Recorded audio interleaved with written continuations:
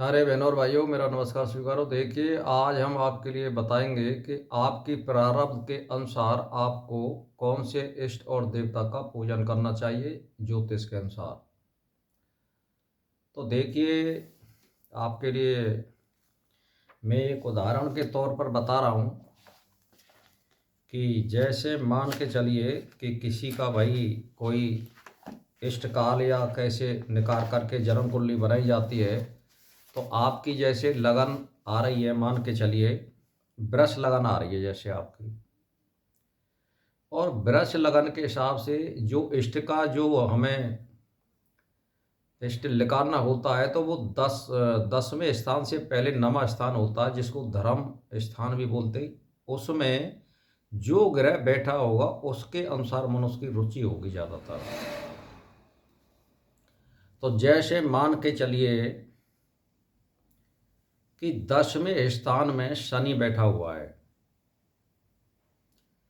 तो शनि की पूजा की ओर आपकी वृत्ति बढ़ेगी, शनि को मानने की वृत्ति बढ़ेगी। तो ये आपकी लगन के ऊपर है। और चाहे मान के चलिए किसी की करक लगन है, तो करक लगन में जो है मीन राशि भाग्य स्थान में पड़ती है, तो माँ ब्रह्मा का पूजन होता है या ईश्वर का साक्षात्कार करना चाहता है, इस तरह से उसकी गणना होती है। तो ये लगन से नमा स्थान में जो ग्रह होता है उसकी रुचि वहाँ होती है प्रारब्ध के अनुसार। जैसे मान के चलिए नवम भाव में आपकी कुंडली में शुक्र बैठा हुआ है। मैं जन्म लगन से नवम भाव धर्म भाव भाग भाग की स्थान की बात कर रहा हूँ। तो यदि उसमें शुक्र बैठा हुआ है तो वो भक्ति और श्री कृष्ण की आराधना करने का मन और विचार बनेगा आपका, क्योंकि आपकी ये प्रारब्ध बोलती है। यदि मान लो मंगल अगर बैठा हुआ है धर्म भाव में, तो वो क्या करेगा, या तो हनुमान जी की तरफ आपकी वृत्ति बनेगी या फिर धर्म परिवर्तन कराएगा। ये दो बात आती हैं। यदि उसमें नवम भाव में बुध बैठा हुआ है तो आपकी विष्णु भगवान की आराधना करने का मन और विचार बनेगा और उसी में फल अच्छा मिलेगा।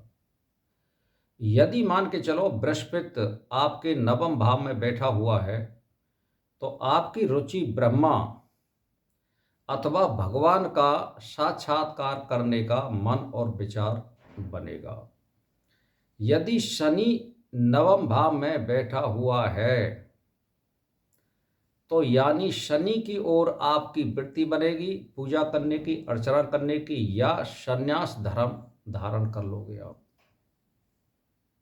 तो संन्यास धर्म का मतलब है निर्गुण भगवान की उपासना करना, ब्रह्म को व्यापक करना। अब चंद्रमा, यदि सूर्य और चंद्रमा अगर नवम भाव में बैठे हों, तो जैसे मान के चलिए कि आपके भाव में सूर्य भाव बैठा हुआ है, तो अग्नि की पूजा का संकेत देता है, यानी यज्ञ हवन करना। यदि आपके नवम भाव में चंद्रमा बैठा हुआ है, तो शिव भक्ति की ओर आपका ध्यान आकर्षित होगा और उसी में फल आपको ज़्यादा मिलेगा। अगर मान के चलिए राहु और केतु आपके नवम भाव में बैठे हुए हैं, तो तंत्र मंत्र में विश्वास अधिक होगा।